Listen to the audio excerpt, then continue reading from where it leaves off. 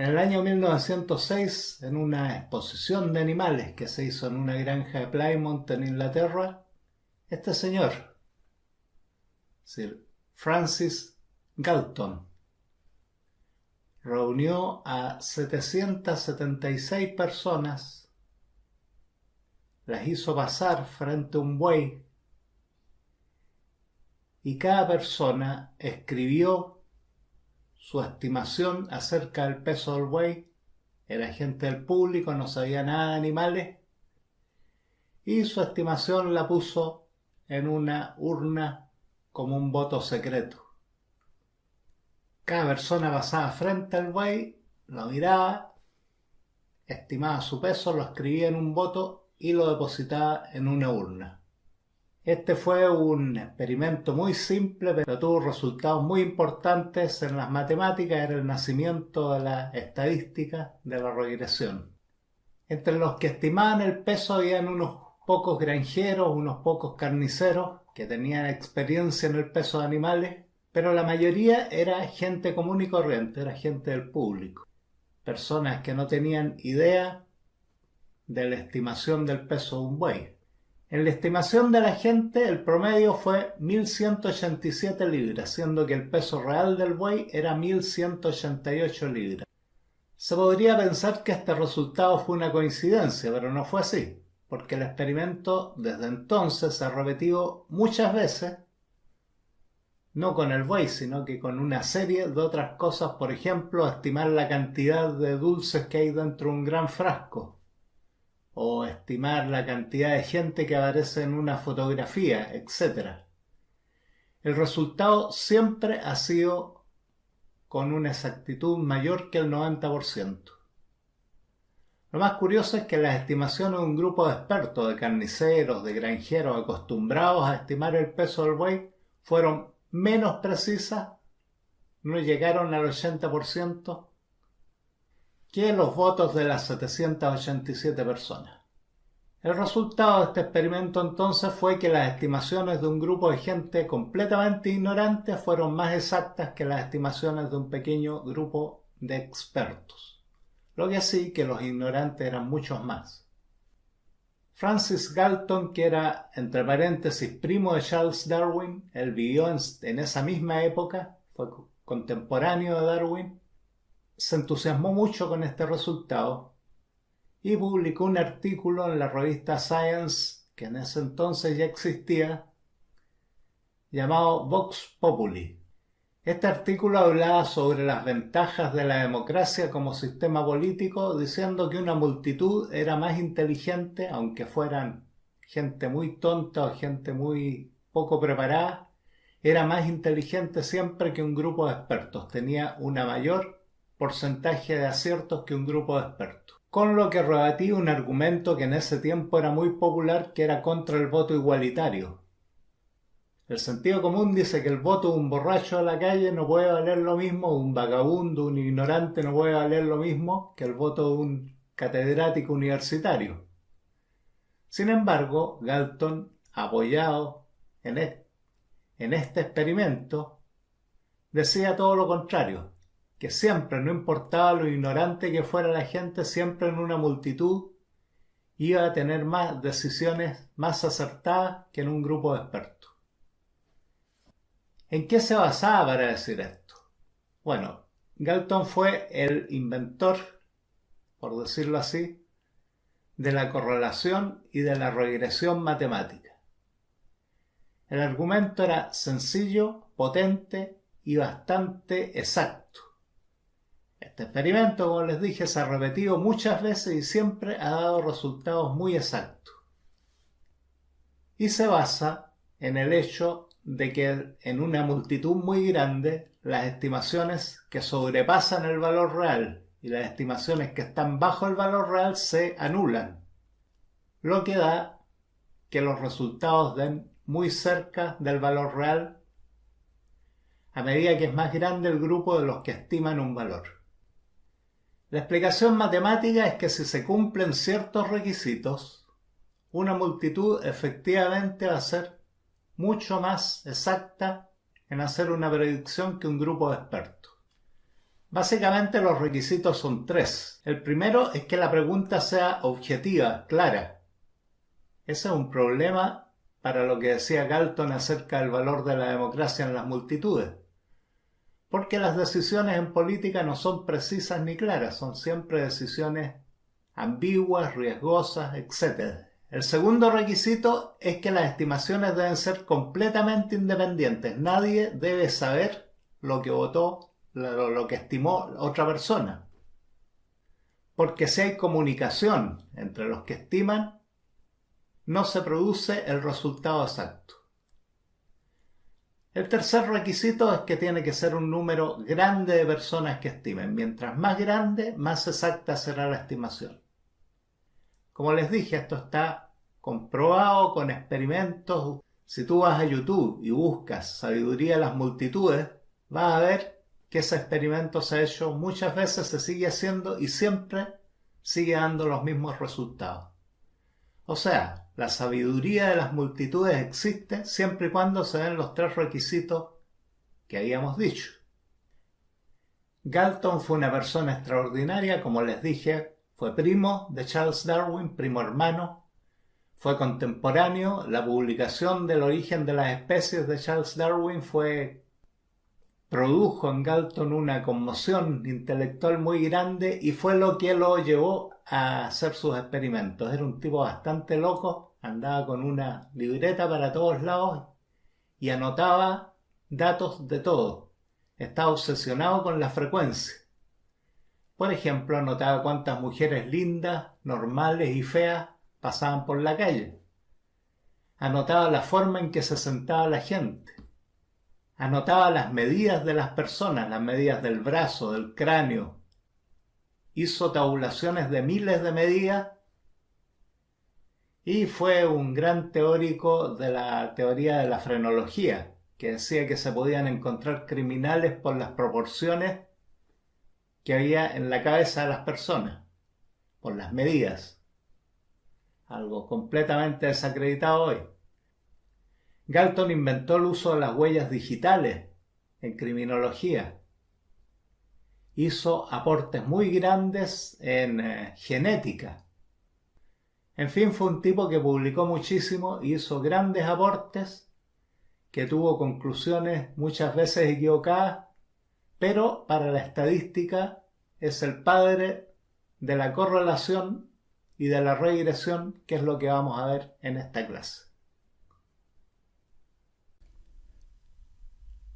Vamos a partir comentando la ley de los grandes números. Fue su primera formulación de don Girolamo Cardaño, en el año 1500 y tantos.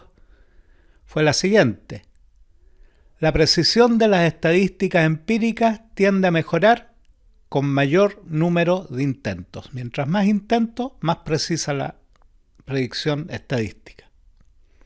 Esto dio pie a muchísimas teoremas y otras formulaciones, pero la más famosa es la ley débil de los grandes números, que dice que a muchos intentos la frecuencia de los resultados converge a un número fijo, que es el llamado probabilidad. La condición es que las variables sean aleatorias e independientes entre sí. La estadística descriptiva trabaja con toda la población. La estadística inferencial, en cambio, trabaja con una muestra. La muestra debe ser representativa, sin sesgo, el sesgo también se llama bias, y debe ser suficiente, de un tamaño suficiente. El tamaño de la muestra depende de la dispersión de los datos. Mientras más dispersos están los datos, mientras mayor es su desviación estándar o su varianza, más grande debe ser la muestra y viceversa. El caso extremo es cuando la varianza se aproxima a cero y entonces nos bastará con una o dos muestras, ¿no es cierto? La muestra debe ser como la sal en la sopa. Uno no necesita probar toda la sopa para saber si está salada o si está bien aliñada. Basta con una muestra, con una cucharada. Y para que sea representativa, la sal debe estar bien disuelta y homogénea en toda la sopa. Es una comparación bien interesante porque es parecido a lo que pasa con la muestra estadística. Si nosotros tenemos una ensalada y le echamos sal, por ejemplo, puede que no quede la sal bien distribuida dentro de la ensalada. En la sopa o en el café la sal o el azúcar se disuelven y queda de manera homogénea. Entonces la muestra es efectivamente representativa. Cuando nosotros escogemos una muestra estadística, también corremos el riesgo de que ésta no sea representativa. Ese es uno de los grandes problemas del muestreo estadístico. En la estadística inferencial, las frecuencias nos podrían dar el modelo. En el método inductivo-deductivo, por ejemplo, de la ciencia, nosotros tenemos un fenómeno, hacemos una hipótesis, hacemos experimentos, hacemos un modelo y en base a ese modelo nosotros deducimos las predicciones. O sea, es un sistema de causas y efectos. El método estadístico inferencial, en cambio, no le interesan las causas, simplemente mide las frecuencias y en base a esas frecuencias se arma o se sugiere un modelo. Entonces tenemos las frecuencias, en base a las frecuencias o las probabilidades también, que frecuencia y probabilidad es lo mismo, probabilidad es frecuencia dividido por el total de los eventos. En base a eso se hace el modelo y en base al modelo se hace la predicción. Por ejemplo, tenemos la hipótesis de que a mayor coeficiente intelectual los alumnos deberían obtener mejores calificaciones. ¿Qué hacemos? Tomamos muchísimos datos, ahí supongamos que hayan 200, 300 datos de distintos alumnos escogidos al azar. A cada uno de esos alumnos se les toma una prueba y se les mide el coeficiente intelectual y a cada uno de esos alumnos se les toma otra prueba y se les pone una nota. Y se grafica al alumno con su nota y su respectivo coeficiente intelectual. Si se dan cuenta, lo que hemos hecho es una función de probabilidades donde la variable independiente, o sea, la causa, sería el coeficiente intelectual y el efecto sería la nota, según nuestra hipótesis. En nuestra hipótesis dice que a mayor coeficiente intelectual probablemente van a tener mayor nota. Por lo tanto, la variable independiente es el CI, la variable dependiente es la nota. Eso es lo que se conoce como una nube de puntos. Después que tenemos la nube de puntos, buscamos una recta o una curva que se ajuste a esa nube de manera de que los puntos estén lo más cercano posible a la curva. Si es una recta, tenemos una regresión lineal. Y la ecuación de una recta sería y igual C0 más C1 por X1 más C2 por X2 hasta Cn por Xn, un polinomio en primer grado. En el ejemplo que nosotros tenemos un polinomio mucho más sencillo porque tenemos una sola variable, que sería el CI, la variable independiente. Y nuestra ecuación de línea recta sería que la nota sería igual a un coeficiente C0 más un coeficiente C1 multiplicado por X, que sería el coeficiente intelectual. Esto es lo que se conoce como una regresión lineal simple porque tiene una sola variable.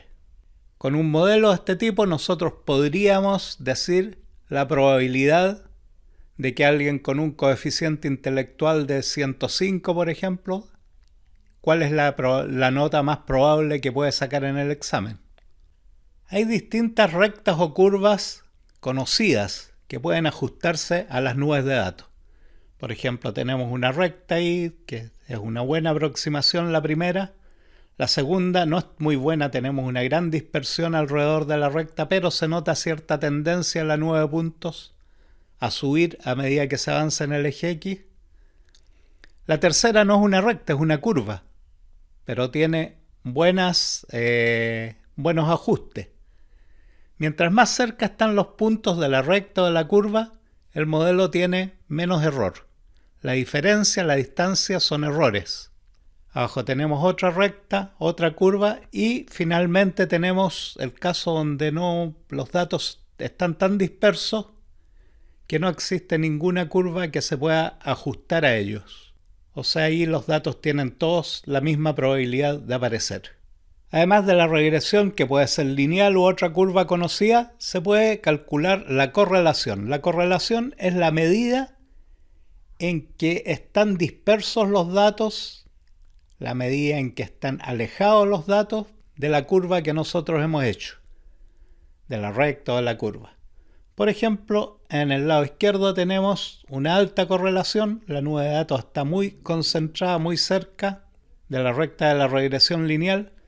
En el lado derecho tenemos una baja correlación, o sea, la nube de datos está bastante alejada de la recta de regresión lineal. Cuando hay una correlación alta, esto nos sugiere que podría haber una relación entre ambas variables. Si la correlación es baja, entonces las variables simplemente no están relacionadas, están relacionadas de manera muy débil. Aquí viene algo muy importante en la interpretación estadística. La correlación no implica causalidad. Dos variables pueden tener una correlación muy fuerte, pero eso no significa que la variable dependiente sea causada por la variable independiente. Puede sugerir que hay una relación, pero esa relación podría ser debido al azar, podría ser debido a otros factores que no se conocen, que son las variables ocultas, etc. Correlación no implica causalidad. Cuando dicen está probado estadísticamente, eso es mentira. Porque la estadística no puede probar en el mismo sentido que se prueba un experimento en las ciencias normales. Por ejemplo, tenemos la hipótesis del modelo de deserción escolar. Hacemos una hipótesis y decimos que la deserción, H1 es la hipótesis, la deserción va a ser igual a un coeficiente 1 multiplicado por las notas, más un coeficiente 2 multiplicado por el colegio al que fue el alumno, más un coeficiente 3 multiplicado por el coeficiente intelectual del alumno. Incluso podríamos agregarle una constante, una cuarta constante, un cuarto coeficiente, pero lo vamos a hacer un modelo simple. C1, C2, C3 son los coeficientes o el peso de cada una de las variables. Aquí tenemos una hipótesis con 3 variables y decimos que la deserción depende de las notas, depende del colegio al que fue el alumno y depende del coeficiente intelectual del alumno. En base a cálculos de regresión lineal, otros métodos sobre los datos, nosotros tenemos tablas de deserción versus nota, de deserción versus colegio, de deserción versus coeficiente intelectual. Esas tablas se analizan estadísticamente, hay mucho software que hace ese trabajo. Con eso se calculan las significancias estadísticas, o sea, se puede calcular cuál va a ser el peso que tiene cada una de esas variables en la probabilidad de influir sobre nuestra variable dependiente, que sería la deserción escolar. Por ejemplo, podríamos tener el resultado del modelo que la deserción es igual a 0.4 multiplicado por las notas más 0.3 multiplicado por el colegio más 0.5 multiplicado por el 6. Solo por dar un ejemplo. Notas, colegio, coeficiente intelectual son las variables aleatorias. 0,4, 0,3 y 0,3 son el peso de cada variable o los coeficientes. Estos son determinados estadísticamente según la correlación y la regresión de los datos medidos. Ese es a grandes rasgos uno de los análisis que hace la estadística inferencial para saber si dos variables están o no correlacionadas. Ahora repito, que exista correlación no implica necesariamente que exista causa-efecto. Sugiere que podría haber causa-efecto, pero no lo prueba. Solamente es un indicio. Podrían haber variables ocultas, podría haber el azar, etc. Hay un caso muy popular que relaciona el cambio climático con la proliferación de piratas en el Océano Índico, o en las costas de África, si mal no recuerdo. Resulta que existe una gran correlación, pero no tienen ninguna relación real, no tienen relación de causa-efecto, es una correlación solamente debida al azar. Y lo que vamos a ver ahora es el método de prueba de hipótesis, que es un método para probar si una hipótesis es probable o menos probable. Se usa muchísimo, por ejemplo, para probar medicamentos, para probar la efectividad de tratamientos en medicina, para probar si los programas de ayuda social del gobierno fueron efectivos o no, etc. Se usa para probar si ciertas acciones económicas tienen resultado o no. Es uno de los métodos que más se usa y de los que más se abusa, porque sus conclusiones son bastante débiles y muchas veces se usan las pruebas de hipótesis para probar ideas que ya están preconcebidas y se tratan de vender vistiéndolas con un lenguaje matemático o estadístico. La prueba de hipótesis, por ejemplo, podría ser si queremos saber si un programa de ayuda social fue efectivo o no. No basta con medir solo si la gente mejoró, porque estas mejoras pudieron deberse a la casualidad o a otros factores que no fuera el programa. Entonces lo que se plantea es el contrafactual o la hipótesis nula. Contrafactual significa simplemente negar la hipótesis, es decir, las mejoras fueron por el azar, no por el programa. H0 entonces se llama a la hipótesis nula.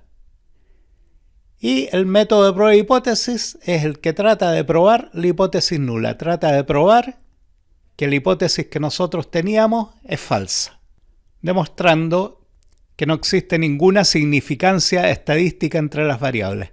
Es similar a las pruebas que se hacen en matemática por reducción al absurdo. En este caso es una prueba estadística que por reducción al absurdo nosotros suponemos que la hipótesis nuestra es falsa y tratamos de probar que es falsa. Si no probamos que es falsa, entonces se concluye que la hipótesis es verdadera. Un experimento estadístico tiene 4 posibles resultados. El primero es que muestra que es cierto algo que realmente es cierto. Es un resultado bueno. O que muestre que es falso algo que realmente es falso, también es un resultado bueno. Pero tiene 2 resultados que son muy malos y que también son probables. Puede que muestre que es cierto algo que es falso, lo que se llama un falso positivo o error de tipo 1. O podría ser que estadísticamente uno demuestre que es falso algo que es cierto. Eso se llama falso negativo o error de tipo 2. El problema es que con las estadísticas nosotros no podemos asegurar, como en otras ramas de las matemáticas, que algo es verdadero o falso con seguridad. Nosotros solamente estamos hablando de probabilidades. Y perfectamente podríamos concluir que es probable que algo sea cierto cuando en realidad es falso, o podríamos concluir que algo sea falso cuando en realidad es cierto. Porque no estamos diciendo cosas fijas, sino probabilidades.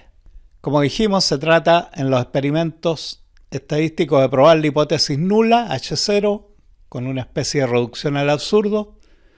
Normalmente se usan 2 grupos, un grupo de tratamiento, que es el que recibe la intervención o el que recibe la supuesta causa, y con un grupo de control que no recibe la causa. Se trata de probar que la diferencia de resultados se debió al azar, o sea, esa es la hipótesis nula. Por ejemplo, vamos a probar una medicina, entonces a los enfermos los dividimos en 2 grupos. Un grupo de control que no recibe la medicina, que recibe una pastilla sin el químico, y otro grupo que recibe la pastilla con el químico. Se hacen las estadísticas después y se mide que el efecto del químico o del medicamento o del tratamiento médico fue realmente efectivo o si fue debido al azar. Si fue debido al azar, la hipótesis nula será comprobada. Si fue efectivo, la hipótesis nula será rechazada. Todo esto por medio de significancia estadística, ¿no es cierto? Este tipo de estadística es sumamente controversial. Tiene muchos problemas, por ejemplo, el sesgo, el bias de la muestra.